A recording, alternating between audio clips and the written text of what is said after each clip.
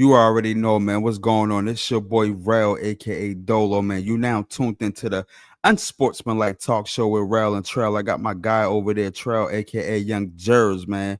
Please make sure that you like, subscribe, hit that notification bell, so you will be notified when we go on live to the unsportsmanlike talk show. Also, if you are a fan of football and if you like the Philadelphia Eagles, please subscribe to my other YouTube channel, Hype Fan Eagle One, when where we do reporting on the Philadelphia Eagles. Also, another thing, Mondays is the Patreon episodes. You have to be a member in order to get live, uncut, raw video, raw podcast of the hype. Holla at your boy. So please make sure you go on my Patreon. The link will be in the description after this video to the Patreon, man. So first and foremost, I want to give a shout out to everybody that's going to be viewing this later. I want to give a shout out to everybody that's going to be viewing this right now as we speak. You know what I mean? So let's get started. Let's get popping.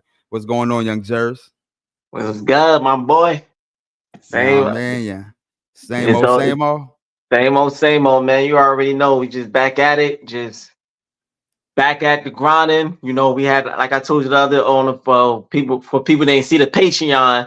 You know, after Thanksgiving, I had a long week. You know, and long weekend. So I'm kind of a little energized. You know, I worked this morning. You know, so I was pretty good. Started back work. So got to be back up again. But other than that, I'm Gucci. I'm here. So something to be thankful for. Yes, sir, man. Same here, man. I was off today, but the whole time I was off, I was working though, clipping up, doing things. You know what I'm saying? Making sure shit is right for the YouTube, for the Instagram, and all of that. You know what I'm saying? But nevertheless, or how you say it? Nevertheless or nothingless? Nevertheless. Okay, so I said it right. No, I ain't say it right. But nevertheless, let's get popping. Let's get started, man. We are now actually the NFL is now wrapping up week 13. Week 13 heading into week 14. So it was a lot of good games going on. It's a lot of teams right now that's trying to get a playoff spot. You know what I'm saying? It's a lot of teams fighting to the end to try to get that playoff spot, try to get that wild card spot. So we're going to kick it off like this, man. We're going to start off with our very own Philadelphia Eagles, man. The Philadelphia Eagles took on the Baltimore Ravens, and they end up winning. What was the end score? 24-19. 24-19, that was the end score. We came into this game underdogs because, as everybody said, man, we haven't played anybody. You know, we've been winning. The Philadelphia Eagles have been winning since the bye week. I think we had a bye week, week 5. You know, and after the bye week, we really haven't, according to the media and other people out there, we haven't played anybody. You know, we haven't played anybody of that type of caliber of team. I feel like we did versus the Washington Commanders, versus the LA Rams and everything like that. But they said we haven't played anybody. So going into this game, the Philadelphia Eagles were underdogs during this game. What's your takeaways from that game? First, let me sip on how we did. First, with my little Eagles cup. I had to take a sip on it. Like, man, my takeaways though. It's no more talk. We beat a team that is on the AFC. They are a legit top team. Like, and coming to this game, you hear a lot of people saying about what we might gonna do. A lot of people probably had doubted us to beat the Ravens, and because of everything. Then after we beat them, I see a lot of people you know how it goes, like, the Ravens ain't really that anyway, this and that. So now the narratives want to change, for some, not all, but I see some comments on that, but like we won a game to prove something that we could beat a top team too. Like, I mean, it was already known. I had confidence that we had just based on because of the personnel that we have on the team. So I already know that we have a very, very great chance because of the difference how we look on that defense side. It was mainly I had confidence because I saw the progress on the defense side and what we was doing on these past couple of weeks. Like, so yeah, my takeaways is that Vic Fangio, man, he turned it around with these boys. Like, that a high scoring offense, and they couldn't even put up points. Yeah, I mean, we could say that Justin Tucker is he just having an off game. He's no whatever. But even if he would have made those kick, what it would have been what tied up or whatever. You know, we was marching down the field. We could have had another touchdown. So Yes. that 19 points that they got was in garbage time. That I just felt like they just wasn't even.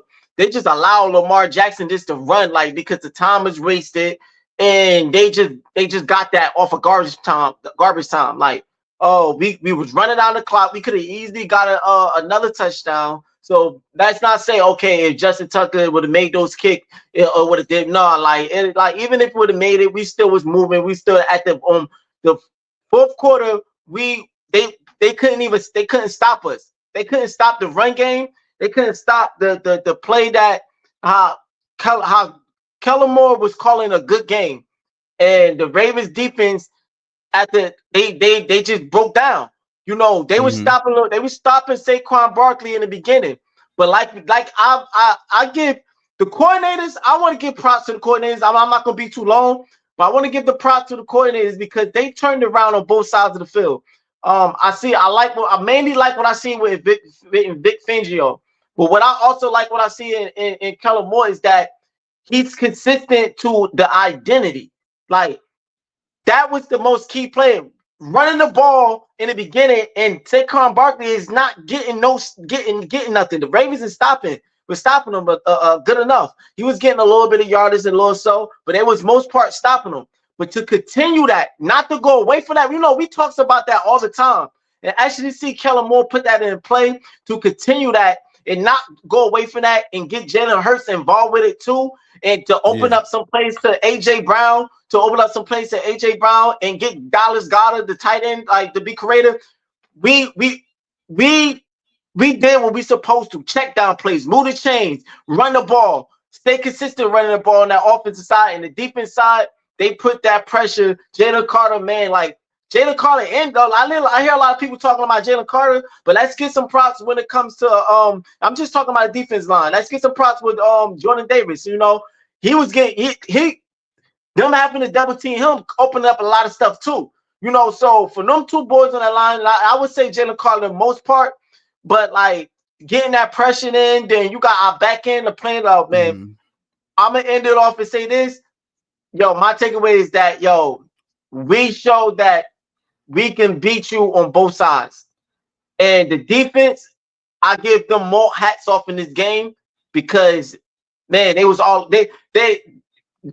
Lamar had some missed passes, and I'm in this with this. He had some missed passes, but don't say that he had some missed passes just because it was him. That pressure that he kept feeling, that him keep getting in, and I back in, stopping these receivers and everything. That allowed him to allow him to roll out and throwing these passes quick, getting off. He couldn't set his feet, throwing in the back play like he said he should have ran on some of the routes. Yeah, you was thinking too much. Why? Because that pressure. You was like, should I go through my progression or should I run it? Like, you know, so we had him off his game because of that pressure was in there, and the secondary did their job. So that's my takeaways, and that's why I say we did a good job on both sides. Yeah, my takeaways from this game is me knowing that the Philadelphia Eagles are that team. You know what I mean? We are that team for real. You know, going into this game, I was a little hesitant. I'm like, oh snap, we're playing the Baltimore Ravens. You know, they are very dynamic on the offensive side. You know, their defense is you know, they leave a lot of things to be desired on their back end, you know, with the secondary and everything. So I was coming into this game on edge, not knowing how could we actually control Lamar Jackson, because besides Jayden Daniels, this is another mobile quarterback that you know that we're facing. We only faced one mobile quarterback, and that was Jayden Daniels. Besides that, there was no other mobile quarterback that we faced during the season. Back. So coming into this game, I was unsure how we was going to actually contain Lamar Jackson, but seeing what we did and seeing how we displayed just pure dominance on the defensive side, our defensive line. Now, listen, I want to put things into perspective is the fact that we are missing Brandon Graham. We're missing Brandon Graham. So that's one piece that I would have thought like, okay, cool. How are we going to fill in his Yeah, spot? yeah, You know, who was going to fill in his role? But they showed me, man. They showed me. I mean, Jalen Carter is a monster, bro. Jalen Carter is a monster. And this the thing, to where as though when the referees don't call double teams, when they don't call, holding penalties on the offensive side, he's getting held damn near every single play. That lets you know that Jalen Carter is a monster. Jordan yep, Davis is yep, getting held damn near every single play. yep, That yep. lets you know that he is a monster. And then you got your pieces like Zach Bond, who was tackling Derrick Henry in the backfield. You got N'Kobe Dean, who was stepping up. Isaiah Rodgers, who filled in for Big Play Slay. You know, Reed Blankenship went out, and then we had a safety come in, McCollum. He filled in for Reed Blankenship when he got hurt, and he almost got an interception. You know, I think it was only 3 passes that was thrown Quinyon Mitchell way. You know, Yeah, that's it. yeah, Cooper DeJean with the big hit on Derrick Henry. You know, yeah, our defense is solidified. And let me not say our, because I don't want to sound like I'm biased. yeah, The Philadelphia Eagles defense is solidified. What we did offensively is the fact that I got to give the Ravens defense some credit too. They kind of contained us and controlled us too. But we are known for having slow starts during the first quarter. You know what I mean? And then second quarter, we start picking it up. Third quarter, that's when we start doing our thing. So they contained us for the most part during the first half. The second half, it was pretty much our game. You know, it was pretty much our game. I want to say this, and I don't know if you got anything to say, but I want to say this, right?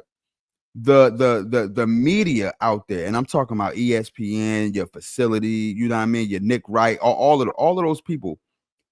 They criticize Jalen Hurts for his pass attempts. You know, he only throw the ball 19 times. He don't really average that many passing yards. You know, they all of them saying that. My thing is yeah, this, right? yeah, If it ain't broke, don't fix it. So if you could run, if you have a good running game, why go away from it? We don't yeah, need Jalen Hurts to do the utmost when we could just run a ball out the field. We could run the yeah, ball out of the field. Why put your quarterback in predicaments to throw interceptions, to make mistakes when the running game is working? We found our identity. yeah, And that's running the ball. So yeah, I would rather that than have Jalen Hurts drop back 35 times and throw the game away because he missed the throw here, he missed the throw there. Because the narrative last year, and I'm sorry if I'm long with it, the narrative last year was why we don't run the ball enough. This year, why are we running the ball too much? And why Jalen Hurts is not throwing the ball like that? What is wrong with Jalen Hurts? There's nothing wrong with Jalen Hurts. That's the game plan. yeah, yeah, I'm pretty yeah, sure and we're not going away from the game plan. I'm pretty sure if the game plan was to be stopped by any given team, I'm pretty sure they'll open that playbook and have yeah, Jalen Hurts yeah, throw the ball to AJ yeah, Brown and yeah, Devontae Smith. You know what I'm yeah. saying? So If you got an it's a identity, narrative stick out there to for it. Wow. Jalen Hurts. You got an Eh, identity. Why go away for it? Stick to it. But I'm gonna say this so we can move on. I made off this. Reason why I solidify the defense on this game, and they've been doing their ball, and I give them the ball for this game. Like the offense did what they did. They complimented with the defense and scored and got enough points to get it. But the defense to me is what takes away this game, and how you could tell the defense. Look at this. I'm gonna read these stats off, and this how you could Right. tell this is the defense.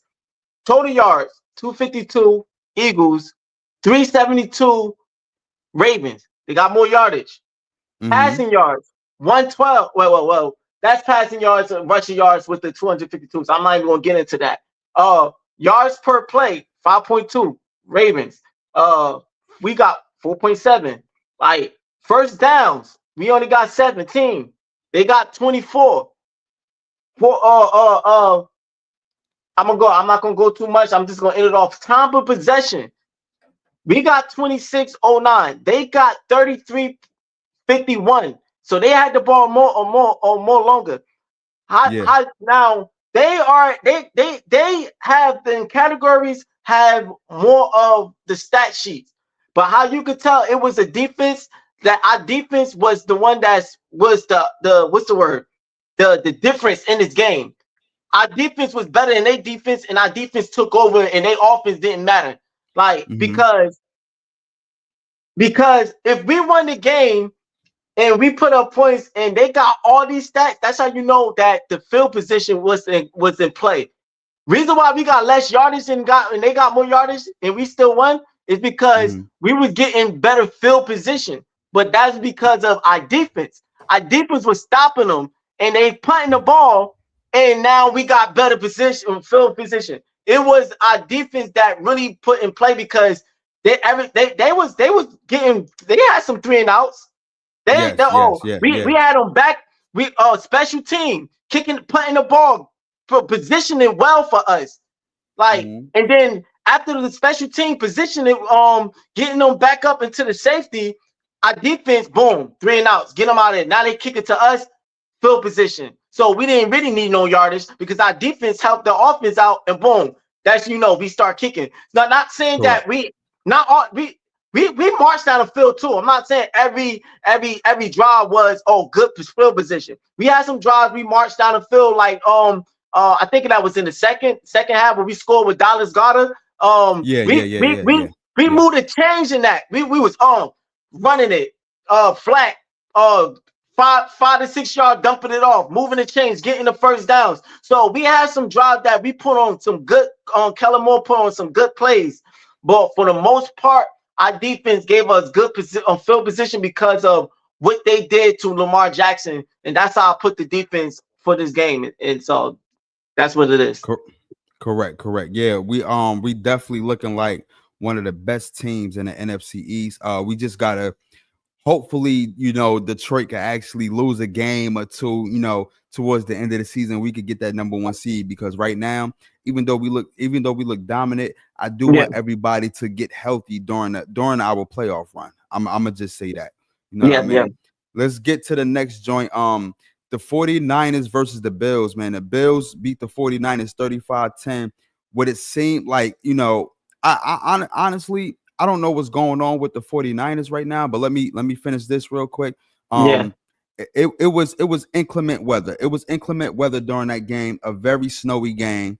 The Bills actually dominated on all portions of the game. I'm talking about offense, defense. The Bills look amazing. Josh Allen looked like he is the number 1 candidate for the MVP right now. It was Lamar Jackson at first, but Lamar Jackson and the Baltimore Ravens, they started losing games. And now it seems like Josh Allen has took that spot from him. What are your takeaways from that game, and what do you think of the 49ers right now? I just think that they are like they to me they the most inconsistent team when it comes to players' health. That plays a part of your asset of being a good player, is staying healthy. And they lack players staying healthy, and that makes it a really big deal when it comes to them. And then after you have so many injuries and you just can't stay healthy every season, everything, it puts a lot of pressure on the team. It stops a lot of momentum, a lot of your flow, your what's the word, like, how when you win a game, you lead that into the next game. Like, it just stopped a lot of stuff. You in your head, you trying to figure things out now because you got this person in and that person is out. And it, like, even Purdy came back in this game, but like, it's just not the same. No, Christian McCaffrey, he out again, maybe for another season, out for the season this time again. Like, it's just like they just when it comes to their health, and then when it comes to their defense is not the same like it used to be. It's not the same. It is not the same.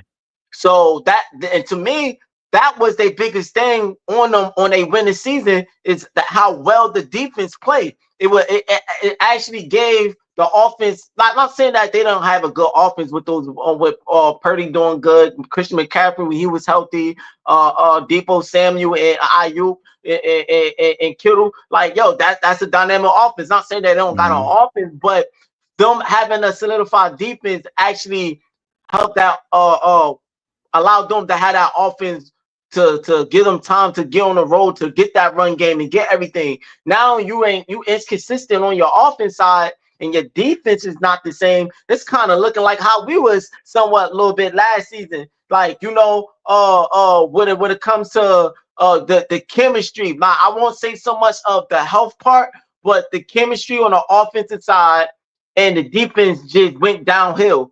I would say we was a little bit more worse just because of the coordinators. Just they didn't know what to do. The 49ers still got some coordinators, but yeah, they team is just not, they don't got that chemistry no more. They don't got that set chemistry because all the injuries and everything, and it just hindered them. They broke down, so Yeah. I would say this to end it off for the game, not just speaking on the 49ers, just the game in whole. The Bills won that game just because the Bills just the better team, and also they control that game with just Josh Allen didn't have to really do so much. That boy, what's his name? What's that receiver? boy? That wide receiver number 13? For the Bills, the James Cook. James Cook was wilding. That boy James Cook could run that ball and the Bills, they got a pretty good the Bills got a pretty good offensive line. They not top of us, but they up there. So I think that controlled the game too. And Josh Allen didn't. They mainly ran that ball, and Josh Allen should do it when he had to. But it was because of they controlled that ball by running it. They ran it down their throat. They what's the word? They tired that defense down, and and on the Bills defense, they just got after them. So that just was, they were just a better team, and that's just what it is. Yeah. Before I give my take, let me give this disclaimer real quick. Y'all already know, man. So at the first half of this podcast is sports. Second half is the first half of this is all sports. Second half is the podcast. So I just want to get a disclaimer. I apologize. I meant to do that in the beginning, but for those who knew, for those who just viewing this, the first half sports, second half podcast. You know what I mean? So I just want to get that disclaimer. But my takeaways from this game is the fact that I want to harp a little bit on the 49ers, right? Because it's not enough, or it's not a lot being said of their epic collapse. Because when we went to the Super Bowl, and then the next year after that, we had that 10-1 season, and then everything collapsed after that. They considered that an epic collapse. You know what I'm saying? When you look at them, they went to the Super Bowl last year, they lost, and look at them now. That is an epic collapse. You know what I'm saying? So they pretty much going through the same thing that we went through. But the thing is, though, that they not looking too good. At least we tried to look good with the 10-1 season. Yeah, we tried to put a mask on it, and even though we had everybody was new, we were just picking people up, on the defensive side. You know what? Yo, you used to play football. I'm gonna get you.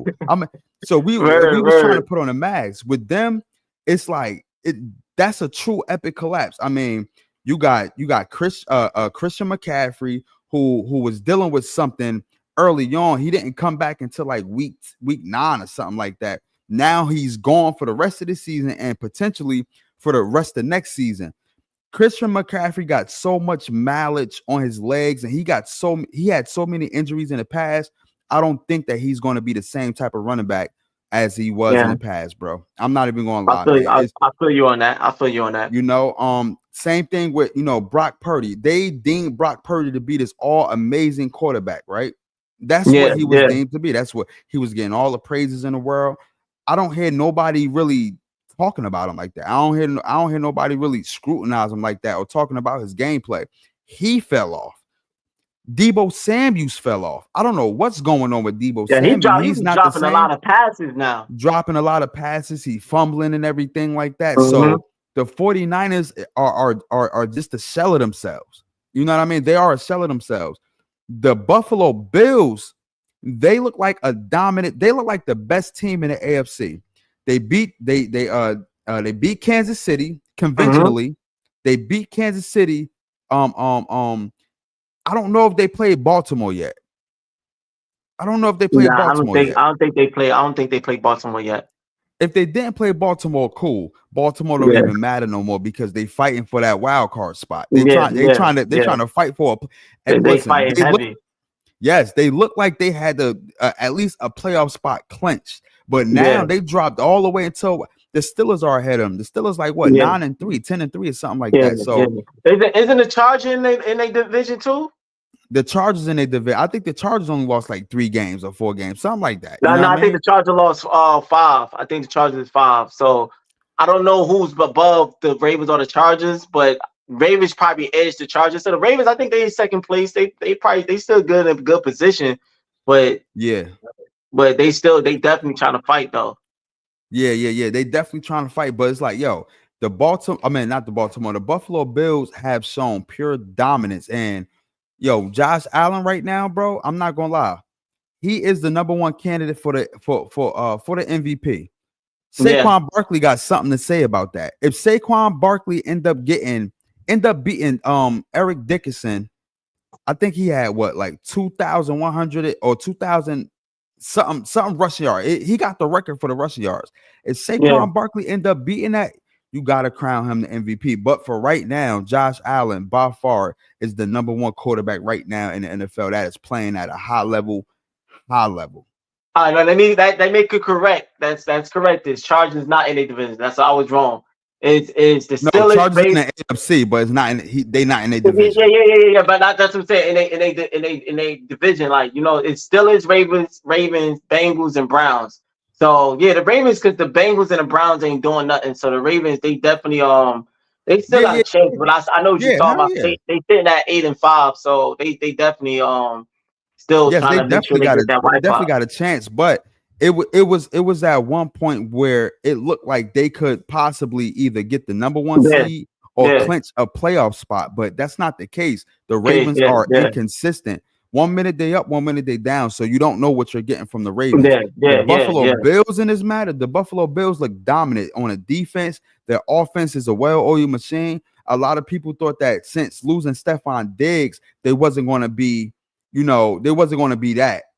But Josh Allen is showing the fact that, like, look, just like Patrick Mahomes, I may not have a number 1 wide receiver, but I'm definitely going to spread this ball out to whoever is on my team. And that's why you got to give him the credit. You know what I'm saying? Shout out to the Buffalo Bills, man. At the end of the day, listen, Jalen Hurts is 1-0 against the Buffalo Bills. We beat them last year. So that's all I got to say. Clutch play too.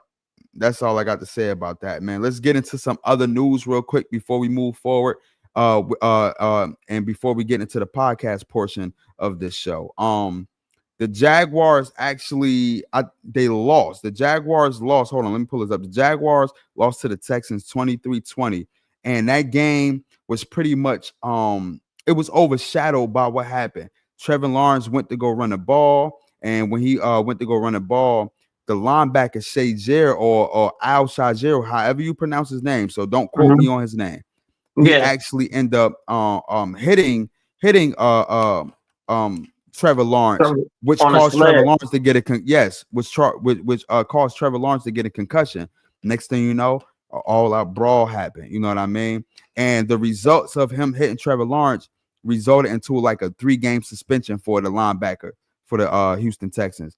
It wasn't a good game. The storyline was not about the game. The storyline was, do you think he deserved that type of punishment by hitting the quarterback? Now, let me give you some context in that. Hold on.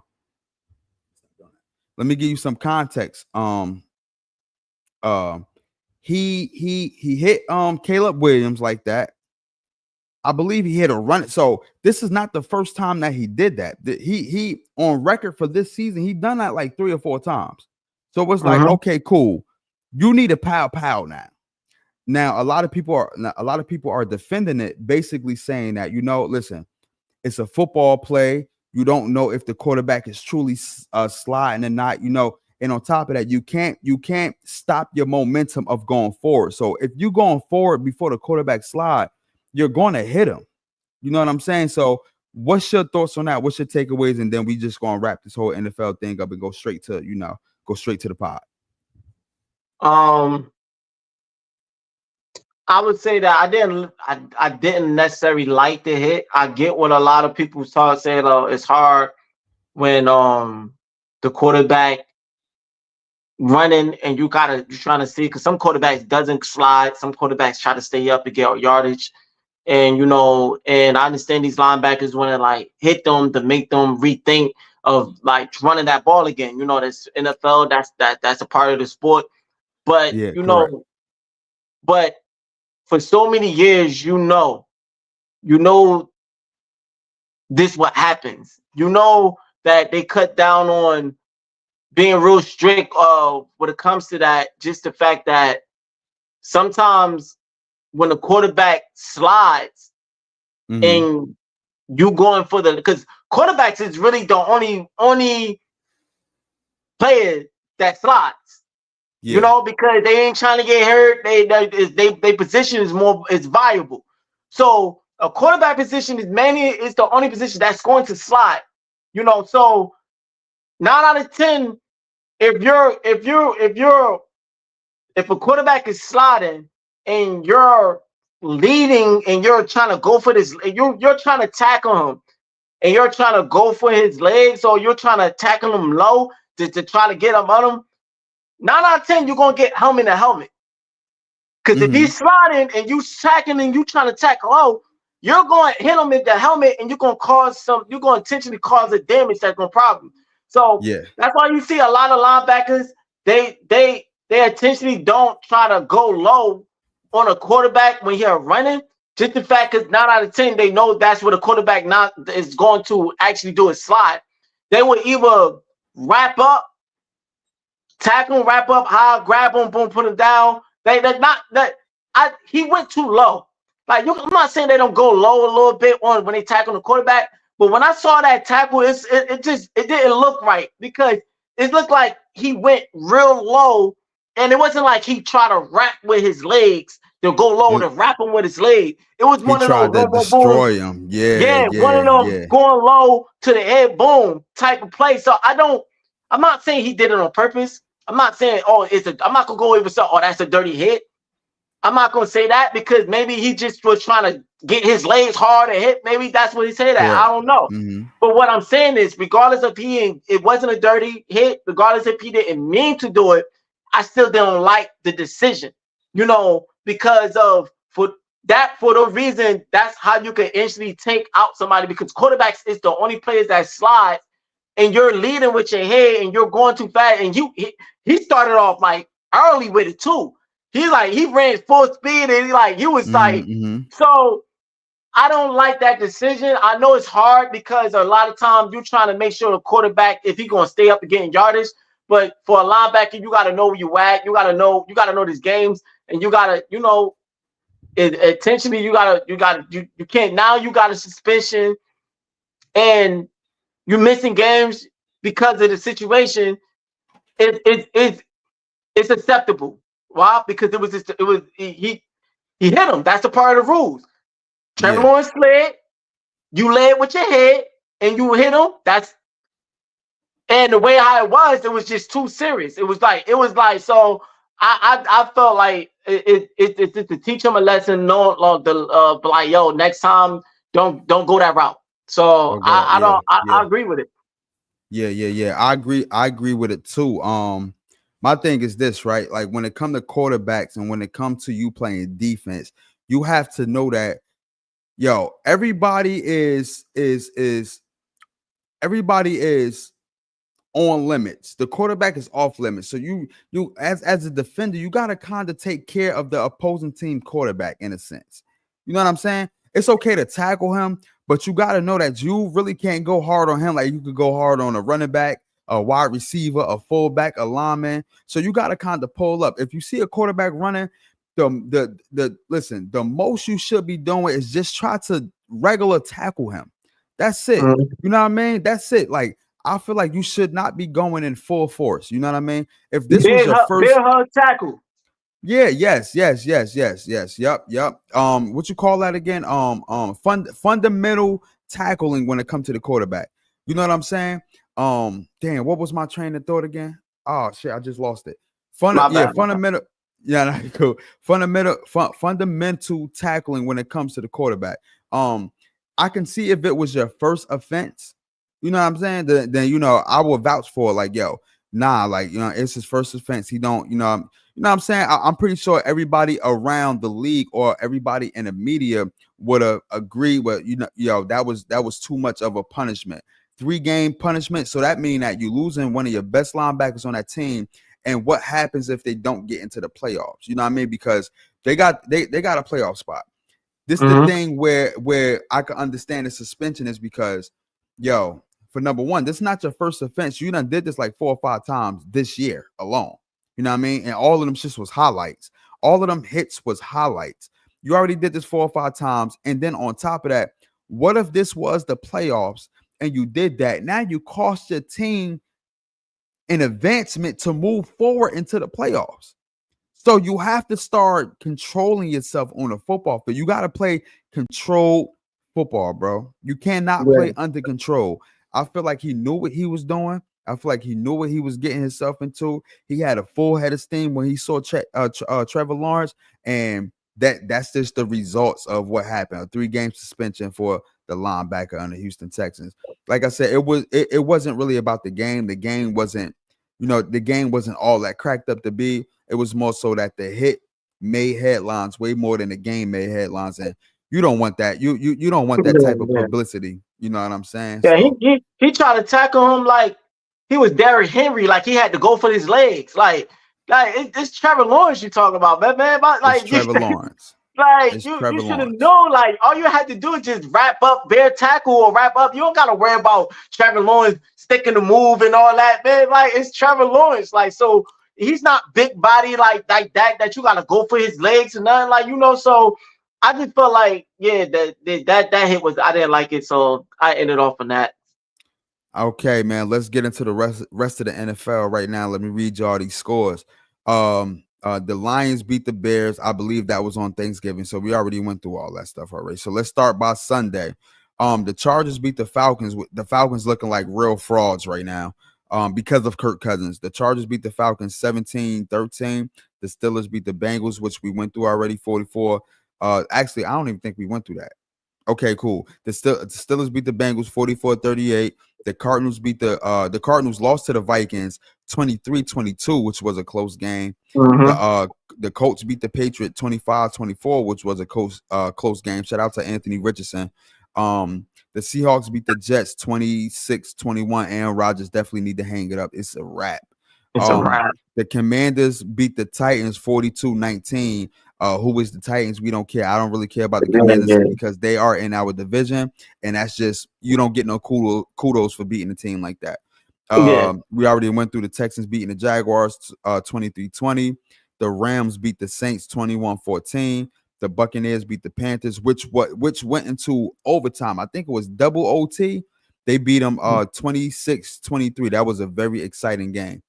The Philadelphia Eagles beat the Ravens. What should have been 24-12, but they got a garbage time touchdown and it was 6 seconds left. You know what I'm saying? So defense was pretty much playing soft coverage defense or whatever. So, but either way, 24-19, and the Buffalo Bills beat the 49ers 35-10, and the Broncos beat the Browns Monday Night Football 41-32. Man, that was a pretty much epic game. Of course, we was on live when we saw that game. Actually, we was on a video, not live when we saw that game. But looking at the recap and looking at everybody talking about it, that was pretty much an epic game. You know what I mean? So let's get into the second half of this podcast. You already know, man. Let's go. Yo. 20 carats dripping on my neck. I ain't even stunting cause this book is in its new protect. That's just how I'm coming, spending hundreds on the music set. Running up the budget, new estate, and a foreign car. Get it off the muscle, please don't tell me how to spend my money. Yeah. We back. You already know, man. And this video, this podcast right here is presented. It's presented by hypewave91.com. That's hypewave91.com, man. Make sure y'all go check it out, man. Comfortable merch, wavy merch for y'all, man.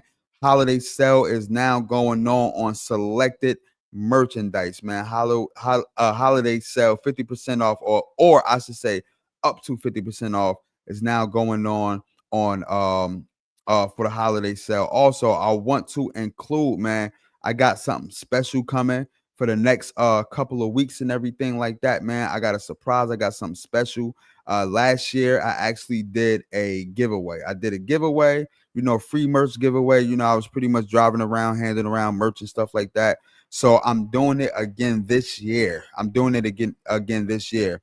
I'm doing a buy one, get the second one free coming up soon. And also with the free giveaway, if you subscribe and if you become a member to the Patreon, I'm giving you something for free. You know what I mean? So we're going to display that in the next week. We definitely going to display that in the next week. But let's get into our sponsor right now. Let's go. Let's get it.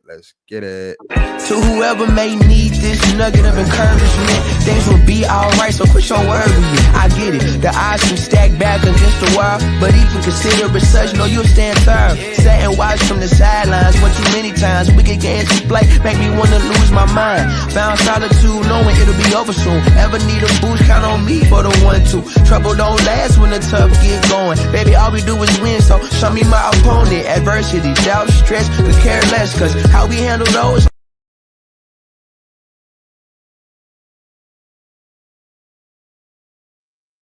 All right, man. Let's get right into it, man. Let's talk about one of the topics that's been floating around. That's pretty much on all the radio media, all the social media and stuff like that. Let's get into it, man. Drea and Tyron Teller. For those who don't know who Drea is, man, she's been around for a little minute. You know what I mean? She appeared in a couple of movies. She's also a model and things like that. Tyron Teller is an NFL quarterback, played for the Bills, the Giants, the Cleveland Browns, and stuff like that. He was a starter, currently a backup now. So apparently they were in a relationship. This is way before she had met her now NBA player boyfriend, who actually signed the contract for over $200 million right now. But prior to him, they were in a relationship. And it's a battle going on. I guess they live together or something like that. They had something going on between each other. And so let me read y'all this. I'm gonna go through a scenario between me and Trell. We're gonna give our scenario opinions or scenario answers. So let's get into it, man. Court documents revealed that officers came to Drea house in Chatsworth, California on Wednesday, November 20th. The former reality star said she received an alarming phone call from her children's nanny while she was away on a business trip that the sheriffs were at the subject property to lock the occupants out the subject property. She quickly called her lawyer, who drove over to the house to stop the sheriff and prevented her from being locked out. Michelle went to say that this is when she learned that Tyrod's company had filed an eviction lawsuit against her, of which she was previously unaware. A default judgment had reportedly been entered in the case. Drea added that she was never served with the paperwork, nor did her ex-boyfriend or a legal team inform her in that case, despite them actively being in legitimate how you say that word? Legitimate? No. Litigation. There you go. Despite them actively being in litigate. Damn, yo, that's a tongue twister. Litigation against each other in a case brought by Drea. Damn, man, that's a goddamn tongue twister, man. Litigation, legitimation, fornication, information, all type of Asians and all that. So with that being said, so let me give you some backstory basically. So they never, I guess they was together or whatever. They brought a house together. She never signed any paperwork or put her name on a lease. Now that they are not together, pretty much he's pretty much evicting her, and there's court documents and stuff like that. And she was saying that, yo, he promised to give me the house. With him promising her or allegedly promising her to give her the house, within that time period before the courts and the police showed up, she started redecorating the house. You know what I mean? She started putting her own twist to it. You know what I mean? Now, fast forward, when the cops come and everything like that to kick whoever's occupying the house out, now there's paperwork. So give me your opinion on this, and then I'm gonna give you a scenario based off this story. So go. I just think that just sounds like a whole lot of mess that's going, like a lot of mess. That's why you should set yourself up to so you don't go through these situations. I mean, I have my share. I'm not. I've been there. I stayed. In a relationship, and when to go stayed under it. I'm not on the lease. I'm not whatever. So no, I've been there, but so not judging, just throwing in like on some real note, real shit note. Oh, excuse my Yeah. French. On some realness, like that's why you live and learn. You make sure you set yourself up. Never put yourself in that predicament because of these situations. Um, Even if somebody promised you anything or somebody whatever, you don't ever know what's gonna happen in the future. Feelings can always change. People perspective can always change. Regardless if it's right or wrong, you want to make sure you good. If anything fell, or like another set of plan B or whatever, like um Mm-hmm. coming to where he know how he feel, like I can't, if they broke it up and he like nah, like maybe it's more to the story reason why if he did promise and he probably like nah, and and she getting evicted, he like yo, I ain't beat for it. Maybe it was some words, maybe it was more to it what she might say to him to make him feel like, oh, you ungrateful or anything, like so I feel like news don't really portray more onto what it could be. So Mm-hmm. who knows the reason why he went there. But he have all right is his, regardless of it, if anybody feel like he promised her, promised or not. Yeah. That's her as a woman should make sure you set. Like a lot of times I feel like women they rely on men too much to the point of not setting themselves and getting their own, and of doing what they gotta do. Like, and that's the follow up on it. I don't know, as far as what you told me, that's what I'm getting. Mm-hmm. Like I don't know more to the backstories or what more portrayed, but far over what you just told me and read. Hey man, it's like it's a crazy situation, but that's why you set yourself up. I don't see nothing wrong what he did. Um, because who knows what words was portrayed and what more could have Yeah. happened. Yeah. So, Yeah. I feel like, listen, man, a promise don't equal paperwork. You know what I mean? Paperwork is a contract. Promises can be broken. You know what I'm saying? So although paperwork can be contracts can be broken too, but it's more steps and levels before a contract could be broken. If I tell you something, I could easily take it back in 5 seconds and be like, yo, I don't mean that. You know what I mean? So being the fact that y'all got a house together and your name not on that paperwork, he got the house, not you. Y'all, mhm. you just went along for the ride to go see the house.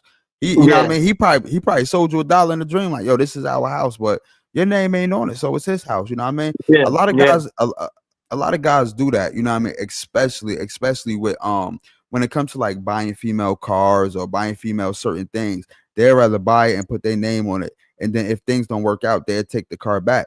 So but there is a such thing as as I was reading this a little bit. If you are an occupant in that home for a certain amount of time, then that home yeah. also I heard about becomes something like yours. that. Yeah, Yeah, so I don't. That might be her defense. You know what I'm saying? That might be her defense, yeah. depending on how she's coming at the case. But yeah, man, that's crazy. So let me switch it to a scenario. Let me get off them. Let me switch it to this scenario, right? So if you just put yourself in that position, right? If you were in that situation or whatever like that, you know what I'm saying? And you done brought, let's say, a house or a car or anything like that, and you and your girl or you or whoever you dating didn't work. Would you go that length, or would you take everything back? Being the fact that y'all not together no more, as far as I'm not talking about small things like clothes. I'm talking about Yeah, cars. yeah, I'm talking about a house. I'm talking about yeah, things that you can invest in, things that you can, property, and stuff like that. Would you yeah. take it back if y'all no longer together? And Nah, she's yeah, been occupying it for a certain yeah. amount of time. I would say this. Yes and no. I would say no. depends on how everything is. Like, cause you got some breakups don't be as bad. Some breakups be mutual. Some breakups be like, understanding like, yo, we just not fit. We just don't connect. It's just not working out. You're a good person. I see your heart. You kind. You listen that, but I see it's no connection. So before I start hating you, before this turned to something, this get messy. That's just did this and whatever. And if I know that I was the man, and she was there, and like she did a little things, and she didn't have her own because she tried to be home and take care of things or whatever. So she didn't really have no job. She didn't really had nothing. But we just didn't connect on a lot of stuff to see eye to eye on things. I won't take nothing back. But it won't be hers at that say either. I would give it time. I'm like, listen, this mine's. I will let you use it for the time being. I'm gonna give you a time limit. You gotta find yourself your own. I would give you time to get on your feet and whatever. I'm not gonna just boom boom. Now you got nowhere to go, because that's reckless. That's kind of like savage, a little crazy, like So I'm gonna be like, yo, listen, like I'm gonna give you time. Like, get yourself right. This what you got. You better be looking for a job. You need help find a job. Hey, listen, I got phone, whatever. You better like look for a place, like retailer, whatever you're gonna do. Like, but this is what it is. Why? Because if I'm not with you, you're not about to be stunting with another man with my stuff that I get. Nah, you ain't not about to be like that if we're not together. But I'm not gonna be hanging. But on the flip note, why I would say yes, if we broke up on a bad note because of what you did, what you were on some grimy type stuff, some trifling type situation, or like, after we feel like we should did it, and you like you forget everything I did for you, and on some ungrateful type, unappreciated type situation, like then I'm gonna take my stuff. I'm like, word, so that's how you feel? Like, so I ain't do nothing for you. That's what you saying. That car that you drive all the time. So these are the two things that go together. Before you continue, you look back and you be like, word, that's how you feel? Like, so your head movement is like, that's how you feel, and then you get close and be like, so we ain't, and then you start shaking your head like, you act like we ain't do nothing. So movement that you did right there, that is on point when you get into that's how you feel. So you act like that right there is on point. Word. That's exactly how it be. Like you be like, okay, like, so everything that you got didn't mean nothing. So you forget about all the stuff that I gave you, all the restaurants I took you. You got a house, a roof over your head, the car that you've been driving, all this stuff that I did you. So you forget about all that stuff, all that whatever I did, like, and you didn't do nothing, and I don't free appreciate it, and you just been ungrateful because of you got your own. Because a lot of women, you could do good for them, but they got their own perspective of what good is, or how the amount of good you give them. Oh, it's not enough. But like, damn, it's not enough. I damn near went broke. Like, like, what you mean it's not enough? Like, so like, so sometimes like women, like, you could pour out a lot in them, but that's not their lot. Their lot is different. Oh, whatever. So now you like, oh, so everything I did, so this not enough. Oh, you don't think this is like this car you driving? This car you driving is not enough for you, or you want that? That's what you was looking for. Or this house that you living in? Oh, this not the house that you dream of. You was looking for that. I then give me my house back. Give me that car back if that's not what you was looking for. Like, then go about your business. Like, that's how I look at it. And so it depends on the relationship. I'll say, like, I don't want to be that person to take stuff back. I remember, I'm not gonna say the name, and I'm gonna end it off of this. I know somebody, they was in a relationship, and after they end up, the girl that he was with, they end up arguing. Next thing you know, it's look, mind you, it's cold outside. It's a winter time. So mind you, he was like, man, give me back all this stuff. She like, no, you can't take my coat. He's like, nah, I bought that coat. I bought this. Give me this. And I'm like, yo, man, yo, like, you gotta like it's cold, like, you know, you don't gotta take the clothes back. Like, you know, I understand, like, nah, she unappreciated. I bought this and that. I'm like, yeah, like it's like 20 degrees outside. But it's like, Yeah. at least I had a coat, like, you know, she gotta be warm. You might be frozen outside, but yeah. Yeah, That, it's a relationship. I agree with you for definitely a large part of it, yo. Like, Yeah, but yeah. like this my thing. It's like, all right, cool. Like, we not together, and I agree with you. Like, I'm not gonna leave you hanging, but I'm definitely gonna put in the court document, like, yo, you got a certain amount of months to return my belongings. You know what I mean? Yeah, This is my name on it stuff. If it's a house or a car, listen, I'm gonna let you rock, but you got a certain amount of months to actually find you a car, and you got a certain amount of months to actually find you an apartment or a house. If you're not in a, if you haven't found a house or a car within that time period, then give me my stuff in the fashion or the manner that I gave it to you. So I don't want no scratches on my joint, and I'm gonna put all that in the court document. I don't want my house to be looking like a tornado when I go inside. You know what I'm saying? Whatever you put inside the house, you have to take it back, because I don't want none of that stuff that you got in the house. That's your stuff. So take all that stuff back. So I do agree with that. So just to merge everything together as far as what he did and what you said is, I agree on both sides, but for me, I will put it in documentation, like, yo, okay, cool. I don't want you in my crib no more, but I'm not gonna leave you hanging. Facts. You know what I mean? I don't want you in my car, but I'm not gonna leave you hanging. I'm gonna give you a certain amount of time, which I'm going to put in documentation for my lawyer. And my lawyers is going to contact your lawyers or whoever you got representing you. Yes, representing you. Yo, you got a certain amount of time to find whatever you need to find or get, or whatever vehicle you need to drive. After that, boom. If you don't find it, return my belongings and you on your own, because I am no longer with you. We are not boyfriend and girlfriend. I don't have to look after you no more. Actually, in fact, you got a whole nother $200 million boyfriend. How about he help you find a house? He could buy 5 homes. What you doing wanting this homes if you just had a baby by this $200 million man, and he could buy you 8 homes? Oh, that's her situation. That's her situation. That's a situation. The guy that she with is a very young guy. I think he like 20. Drea is like 38 or 40 years old. The guy that she dating is an NBA player. He like 22, 23. He just signed a $200 million contract. Yeah, so like she shouldn't even care. Like, leave, man. You good? Go to his $1 million place. Like, you shouldn't even be phased.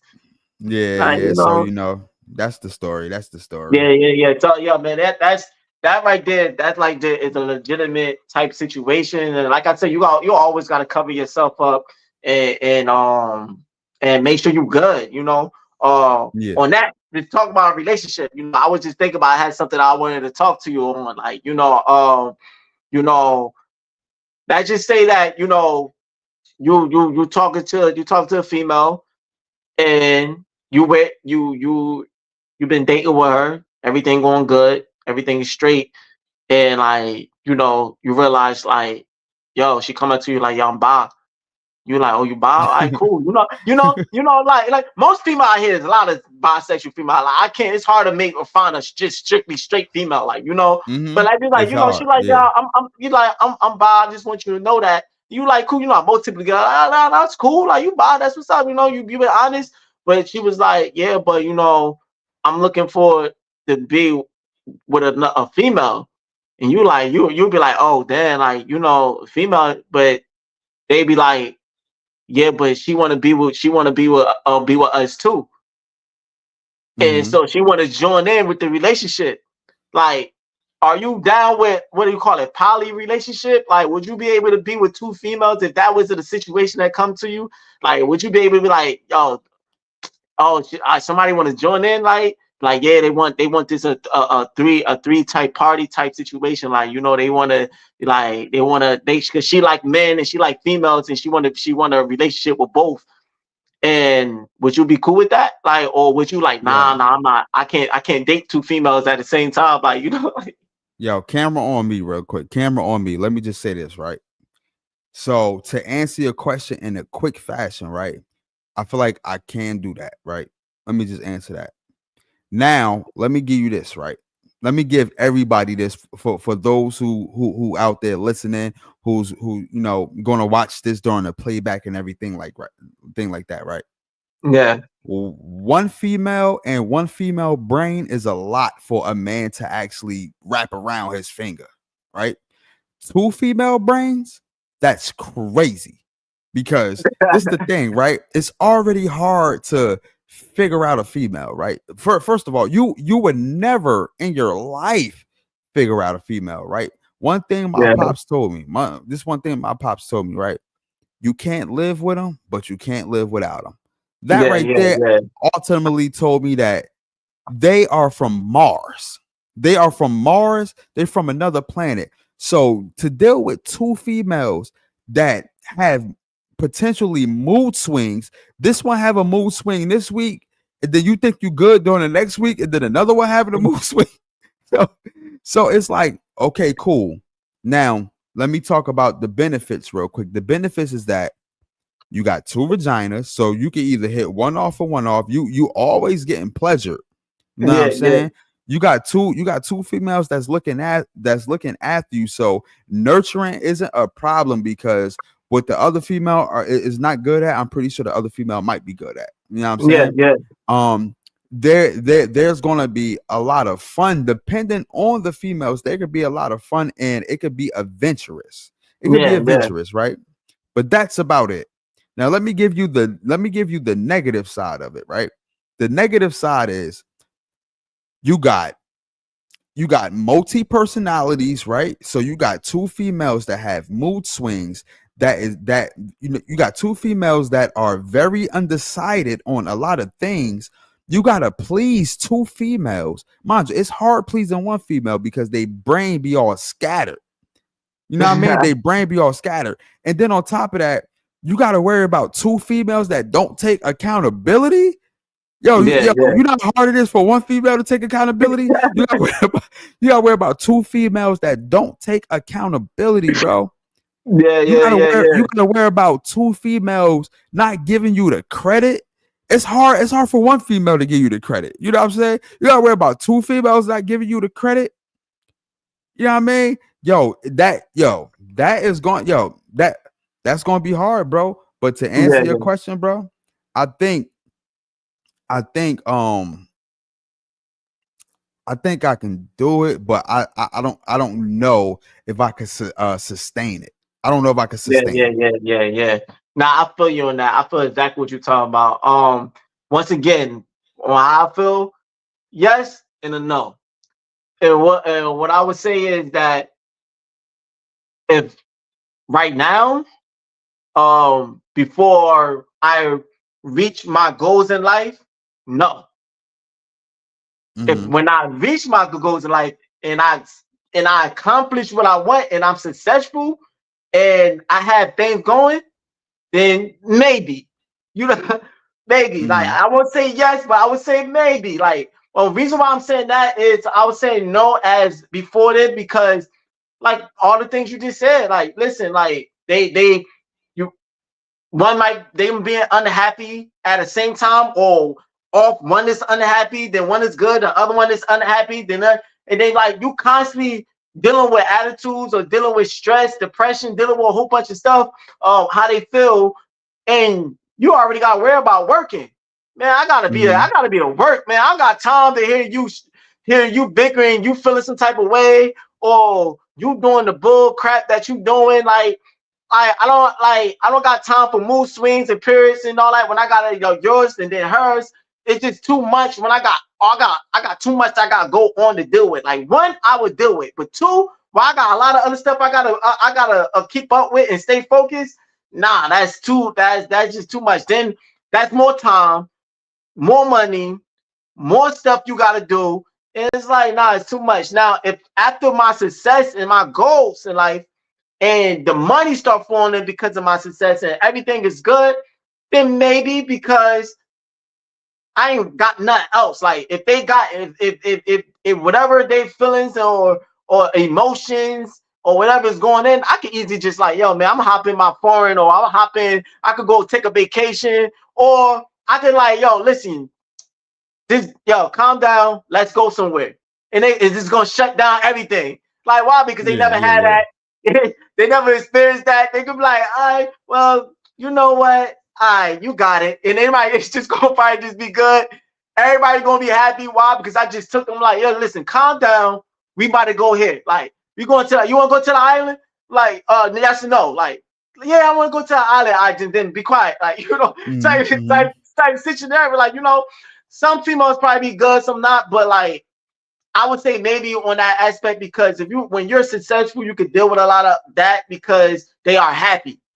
They both good, they both happy, things going good, and that's what it is. But I would say maybe just because money don't always bring happiness, and no matter how successful you is, a woman might still have their emotions about something. They still gonna go through whatever. So you could be successful with two females and you going through a lot. Like they might get together and be like, yo, no, we could get home with money. Like, they might join together against you. Like, they might start plotting against you and trying to be thinking like, yeah, yo, we could get his money and then we could they probably they secretly loving each other. They might become lesbians all the way while you with them, like, and then end up leaving you. They exclude me out of the equation of their relationship. Right. But it's like, damn, I thought it was all three of us. Now that was y'all. Yeah. Like, so it's a lot with that. So I would say maybe, but I'm kind of content with just one woman. It's just less stressful. Facts. Facts. You know when you get in, you can easily deal with stuff. You're not worrying about how she would feel about that one, because one gonna want to know who's your favorite. Then it's gonna be that situation. Who you showing more attention? One might get jealous. Oh, I see you always taking her this, but you'll never this that. Oh, you always doing that with her, but you don't do this. And it's gonna be a lot of situations who you feel more about. Oh no, I'm the main one. No, I'm the main one. Like, it was like, yo, listen, both of y'all the main one. Nah, ain't no both. Like, it might be in type situations. So yes, that's how I look at it. Yeah. That's word. That's a Fendi, man. Where we at? We at the 1 minute. I mean, we at the 1 hour and 8 minute mark, man. 1 hour. Yo, what about this last thing that I want to, because I've been hearing a lot of situation lately on it, and then they going around on the media, and I just want to know, because I want to know how you feel, because how I feel about it, and I want to know what everybody else feels. Do you believe it's another being in this world? Because I see a lot of this talk about people be seeing stuff in the skies. Yes. UFOs, all this other stuff. You believe that it's a thing of aliens, my nigga? Yes. Oh, excuse my channel. That's how we talk. That's Patreon talk right there, man. Make sure y'all become a member on the Patreon, man. Dolo Solo 1033 TV. That's Dolo. Actually, not even a second three. That's Dolo money sign OLO 103 TV. Dolo money sign OLO 103 TV. All right. Yeah, man. Listen, man. I believe, and listen, I know that I'm not even gonna say I know. So let me just say what I think, in my opinion. My opinion is that we are not just the only beings just throughout this whole galaxy, Milky Way, planets. First of all, I'm not even sure if planets and space is real. So I don't know what's going on, but let me just give my opinion for real, because I've never been up there, or we never been to any Mars, Jupiter. We don't experience, though. We don't have that type of experience. But what I can say is, in my opinion, is the fact that I do believe that there are other beings, because if you just want to believe in space and other other galaxies, I don't believe that we are just the only beings with that can breathe.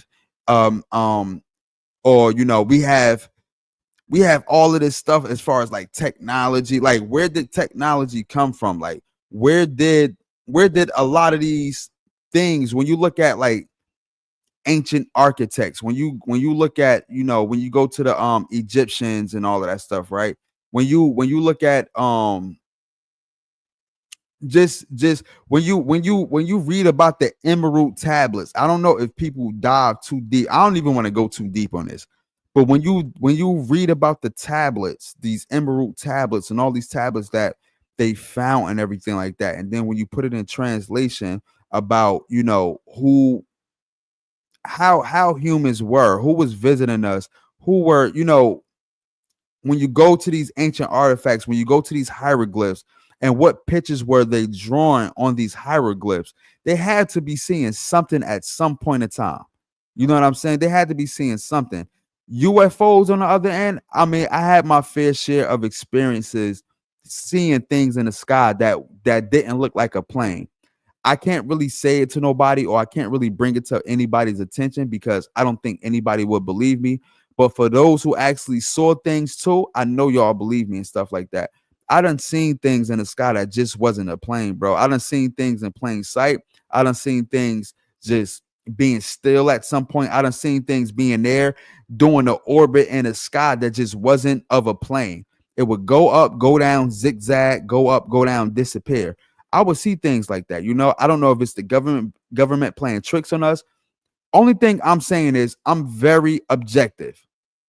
You know what I mean? I'm not one of those that be like, yo, it ain't nothing. No, I'm open-minded to all of this stuff because it can be a possibility. I don't want to say that it ain't a possibility. I don't want to say, it's a concrete, nah, yo, we the only. I'm gonna wrap it up real quick. I just want to say that I'm open to it. You know what I mean? I'm very open to the possibility that we are not just the only beings on this earth. And not just on earth, not just on this earth, but in the whole galaxy. There's 1,000 galaxies out there. There's 1,000,000 planets that we haven't discovered. I just don't want to believe that we are the only things that can actually walk or breathe or just have some type of life form. Yeah. Now I feel what you're coming from, and that's very understandable. But how I look at it is, I'm 1% open, and I'm 99% not. And that 1% is only the sense of fact that I don't know everything that God created.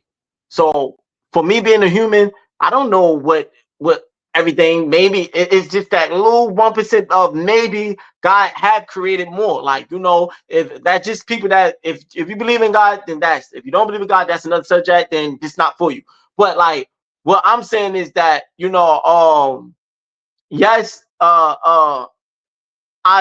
it might be a maybe, but at the same time, I feel like the things that people are seeing, let's just go to the word alien. Alien just mean you from somewhere. You're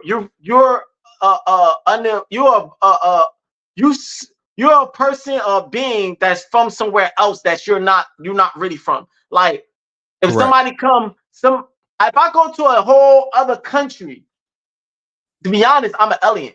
You're an alien, correct. That's what they don't look at me. Now, people not gonna be like, oh, you're an alien, they're not gonna. But the definition of alien, if you're a person being whatever that's somewhere that they not from. Like, I'm not originally from here. Like, this is not where I'm at. I'm all the way somewhere else. I've never been here. I never set foot. Whatever. So if you coming from a faraway country all the way to another continent or another country, whatever, then you're really a alien. And it don't even have to, like, basically unknown. Like you're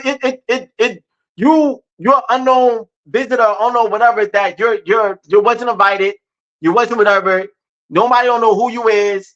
You come from another place, so you're really a alien in a real definition. But nobody's not gonna call you an alien, like But so get that out the way. And what I'm saying is, I don't necessarily believe. I really think people see these things is because they lack and they don't believe. They lack even believing, which is cool. You believe in what you want. You don't have to be believing stuff. You have your own choice of what your belief. But this is my belief. And either people don't believe in it, or they just don't understand that we live in a world that it's a supernatural realm. People not really understanding that it's a supernatural world because people don't really recognize it. They don't really care about it. We live our life and we just live our life in flesh. We live our life, we go to work, we do everything, and we ignore that, it's a spiritual realm in this world. It's a lot of spiritual, supernatural stuff that goes on. Like you got spirit, you got a lot of these stuff that happen that you won't understand or grasp it or what it is. Like you get a glimpse of supernatural stuff that you don't understand, and you'll call that and the society will eat it up because they make money from it. Oh, aliens, that's making the aliens, that's make this God. They get money from they this and that. But in reality, what you're looking upon is a supernatural type of outcome that you don't really understand. And what we are being taught about aliens, what that been put into our head, or aliens this and that, that's what we're gonna think. Oh yeah, we're not the only beings on this earth because of what we see, what's happening. No, it's like you seeing things you don't understand. Why? Because that other part of your seeing, you don't understand it because you don't understand supernatural. You don't understand a spiritual realm. You don't understand none of that stuff. You seeing glows in the sky. You seeing stuff moving in the sky, but we'll call that alien. Oh, UFOs. No, like that. But at the end of the day, you don't understand that stuff that you're seeing is a supernatural, spiritual realm that you see. People go to sleep, they had visions. But that's why you call it an alien, because it is unknown. The word alien is basically what you said is if you're not from here, then you are a alien. So even human beings get that title. So whatever that is, even if that's the spiritual realm or something spiritual or something of another realm that we never have seen, then that is an alien. You know what I'm saying? I get what you're saying, but what I'm talking about, that's why I said alien / extraterrestrial. That's how you say that word. Meaning extraterrestrial. No, it's extraterrestrial. Yeah, like that. Meaning a flesh-wise alien, meaning like how people respect of a really flesh, something that's really alive, that's in this realm, not in a supernatural realm, but in this realm that we seeing things that they are doing. Oh, it's an alien, it's whatever, and we see these little videos that be posting. Oh, this good. It was the alien detected. It was that's what I'm talking about. I don't believe in. I don't believe in that aspect, but I do believe in what people are seeing is an aspect of something unknown. And I feel like that something unknown is a supernatural thing that's happened that people don't understand. People don't believe in demons. People don't believe in spirits. People don't believe in none of that stuff. So since they don't believe in it, they overlook it. People don't know about that stuff. People haven't been taught about that stuff. So since they haven't been taught and they don't know about it, they overlook it. And they just give their own meaning and perspective on it because they don't understand it. And they goes with what they've been taught in the world. Oh, aliens. Oh, UFO. And they just go and they run with it because they don't believe in. So let me ask you this, right? They don't believe in evidence. So all the artifacts that came out of Egypt, or you can go to Brazil, or you can go to Mexico, right? All the artifacts that came out of those countries and stuff like that, and all the hieroglyphs that came out of those countries, and those hieroglyphs has been 2 BC, ABC, 200 BC, 200 whatever. What do you make of that? You explain. A lot. I would say a lot of the it's all the same, and it's all the same drawings. Yeah. A lot of them hieroglyphs, a lot of them stuff. They know artifacts. No, not you know what I meant to say. The artifacts and everything, all that stuff that you be hearing about. A lot of them stuff I don't necessarily believe that's really true and official. A lot of stuff is money wise for entertainment, for views, and to get people more interact. A lot of that stuff I believe is made up. Now, some stuff I believe is not, that they actually found like fossils and all this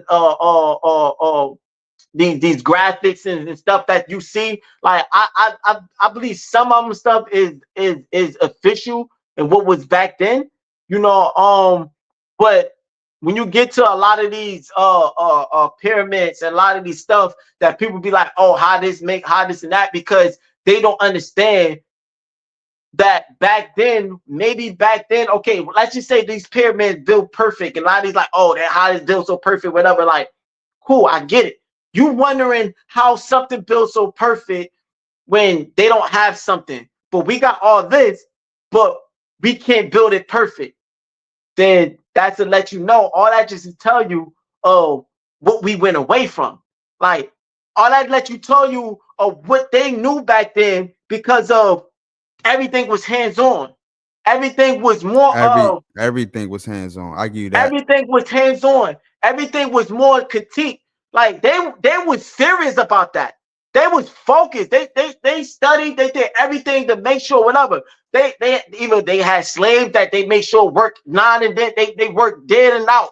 They had to be don't mess up. They had to make this right.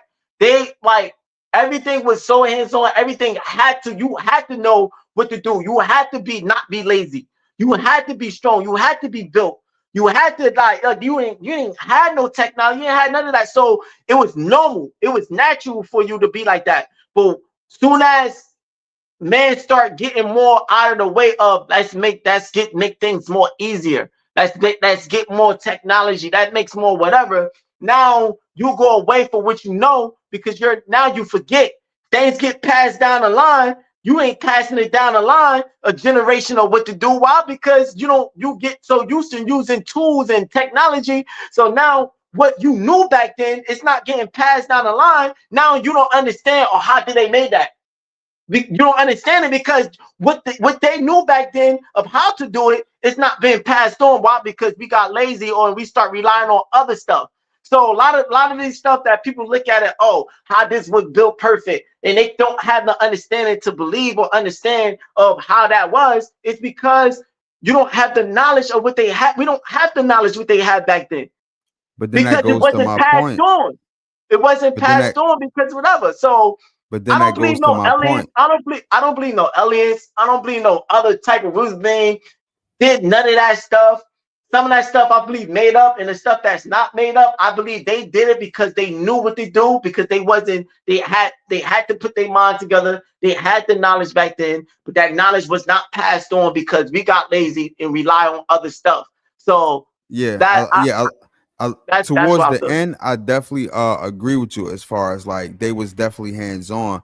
But then that actually goes to my point is the fact that they were so hands on and they didn't have no technology that they was able to carve, they was able to draw on a lot of these stones. They were able to make they were able to make a lot of these artifacts out of clay or however they made clay because they were so focused to the fact that they made a lot of these clay aliens. They made a lot of these drawings and they had these big ass alien heads and stuff like that.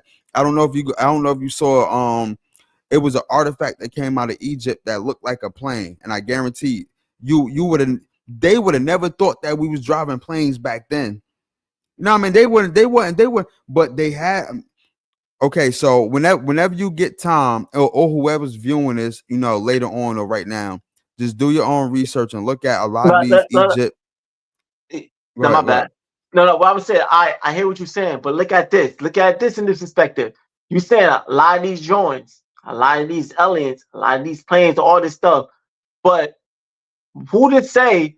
How do you know that everything that we see and they portray now in a present, all these aliens, pictures of aliens, and now we calling it aliens, and we go back. How they knew about aliens. We got planes, we got all this stuff. How they know about planes? How they know this and that? But who's to say that we didn't get it from them? Who's to say that we went back and saw these joints that they drew these stuff up? Not that they drew this stuff up because they look into the future, or they drew this stuff up because there was aliens back then. They drew this stuff up. They probably drew that up because of that was a picture of what they meaning of what they meant. They probably drew that because they had their own meaning. They had their own picture. That them drawing the alien or drawing the plane or doing that, they had nothing to do with there's another human being on this another being on this earth. That picture could have meant something different. That picture could have been whatever. And we took that and we made that into something else. That's what I'm saying. I will want you to actually research because it's a lot of these things that come out of these places, bro, the figures or the drawings, it's a lot of brown people, it's a lot of black people. A lot of these drawings that they got something that's hovering over the sun, and they got people that's looking up directly at it. A lot of these drawings have the same has the same picture. So I'm not saying I understand what you mean. What I'm saying that since they were so in tune, because like you said, right now technology got us lazy, but they were so in tune, and they was one with the earth. They was one with spirituality. They was one with everything, to as though they really wasn't distracted. So who's to say all of these drawings that are the same from Brazil to Mexico, all of these artifacts, all of the stuff, they probably saw something that we wasn't privy to see, being the fact that we are distracted. Only thing I'm saying is I get what you saying. Only thing I'm saying is I'm open to it, because we don't know. We really don't know. Only thing you can go based off is who you believe in, what Bible you choose to read. You know what I mean? I believe in the Bible, I believe in God, I believe in all that stuff.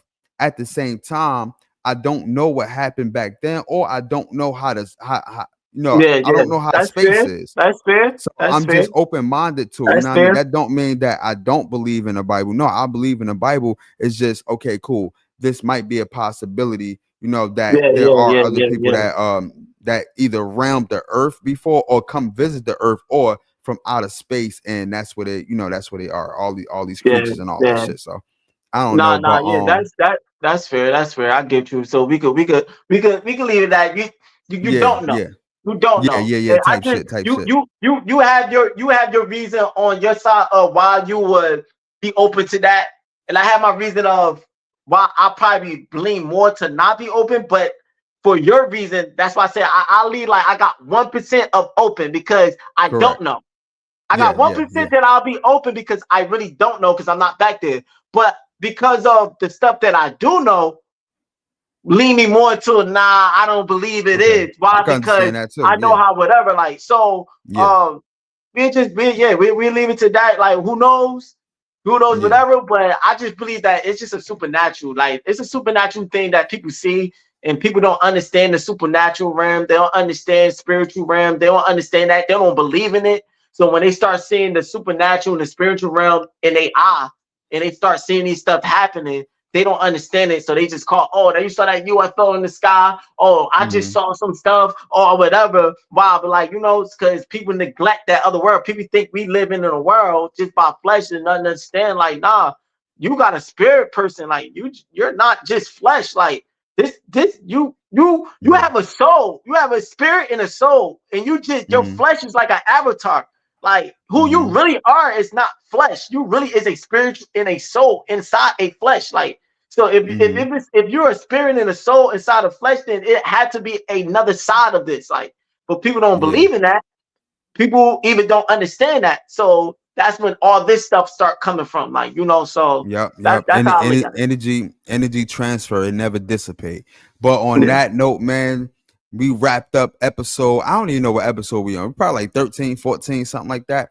Whatever, 14, 13 episode, maybe 15. We wrapping it up, man. You already know, man. We coming up on an hour and 30 minutes, man. You know what I mean? So thank y'all for tuning in. For the people who's tuning in now, or for whoever is tuning into the future, man. Make sure that y'all do all the things above. Make sure that y'all like, subscribe, hit that notification bell, leave comments down below. Make sure you follow us on our YouTube channels. Let me display the YouTube before we get out of here real quick. Bam. Here we go. YouTube channel, I Hype Fan Eagle 1. Also, the other YouTube channel is Dolo Solo 1033 TV. That is DOLOSOLO 1033 TV.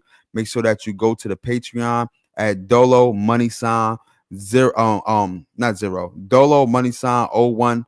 Damn, it's so many things I'm explaining. Dolo Money Sign OLOT 103 TV. That's the Patreon. Make sure you become a member for exclusive perks and everything like that. So shout out to y'all for viewing this, man. We about to get up out of here, man. It's your boy Rel. That's your boy Young Jers, man, and we are gone. Yo, 20 carats dripping on my neck. I ain't even stunting, cause this book is in its new protect. That's just how I'm coming, spending hundreds on the music set, running up the budget, new estate, and a foreign car. Get it off the muscle, please don't tell me how to spend my money.